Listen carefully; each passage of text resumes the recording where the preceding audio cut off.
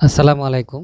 বাংলাদেশ বা বিশ্বের যে দেশ থেকে যারা দেখছেন তাদেরকে সকলকে আমার সালাম। তো খেতে আসলে খাওয়াটা হচ্ছে আল্লাহর একটা নিয়ামত। যারা মজার খাবার খেতে পারেন না তারা শুধু খাবারগুলো দেখেন, দেখেই তারা বুঝতে পারেন যে আসলে খাবারটা কতটুকু নিয়ামত। যাদের খাবারে রেস্ট্রিকশন দেওয়া আছে তারা বুঝেন যে আসলে খাবারটা দেখছেন কিন্তু খেতে পারছেন না। যারা অসুস্থ হয়ে গেছেন, যারা ডায়াবেটিক বা বিভিন্ন রোগের কারণে তারা খাবার-দাবার ঠিকমতো খেতে পারেন না। ডাক্তারের নিষেধ আছে। খাবার খাবার খেলে অ অসুস্থ হয়ে যাওয়ার সম্ভাবনা থাকে। তারা আসলে বুঝেন যে আল্লাহর নিয়ামতটা কতটুকু তারা হারিয়ে ফেলেছেন। তো আল্লাহর রহমতে আল্লাহরকে অশেষ কৃপা। আল্লাহ পৃথিবীতে পাঠিয়েছেন আমাদেরকে এবং তার নিয়ামত যে খাবার-দাবারগুলো সেগুলো খেতে পারছি, সুস্থ আছি এবং আল্লাহর রহমতে মাঝে মধ্যেই ভালো-মন্দ কিছু খাবার যখন সুযোগ হয় সেটাকে আল্লাহর নিয়ামত মনে করি এবং আল্লাহ যেন পৃথিবীর সকলকেই ভালো-মন্দ খাওয়ার তৌফিক দান করেন এবং আল্লাহর নিয়ামতটাকে আমরা সবাই যেন স্মরণ করি।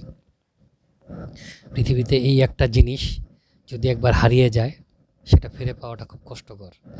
যে সুস্থ সবল আছেন, যিনি সকল খাবার খেতে পারেন, সকল খাবারের আর মজা নিতে পারেন, তার চেয়ে সুখী মানুষ পৃথিবীতে কেউ নেই। আপনি দেখবেন অনেক পয়সাওয়ালা লোক আছে, তারা তাদের কাছে প্রচুর টাকা আছে কিন্তু তারা হয়তো দেখা গেছে ডাক্তারের রেস্ট্রিকশনের কারণে এটা খেতে পারে না, ওটা খেতে পারে না। আবার অনেক গরিব লোক আছে, তার খাওয়ার কোনো রেস্ট্রিকশন নেই। আল্লাহ তাকে যেটাই দেয় সে সেটা তৃপ্তি নিয়ে খেতে পারে। তো সকলেই আল্লাহর শুকরিয়া আদায় করবেন।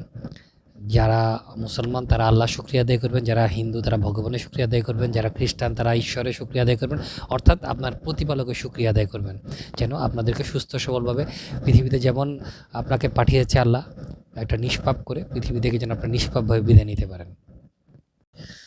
আরেকটা কথা, কেউ খাবার দাবার নষ্ট করবেন না, কারণ খাবার নষ্ট করাটা হচ্ছে যে একটা খুব বাজে অভ্যাস।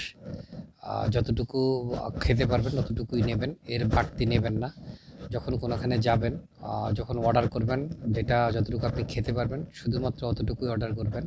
এর বাইরে যদি কোনো খাবার যদি বেঁচে যায় দয়া করে প্যাকেট করে বাসায় নিয়ে যাবেন, অথবা এটা এমন প্যাকেট করে রাস্তায় কোনো গরিব লোককে দিয়ে দেবেন।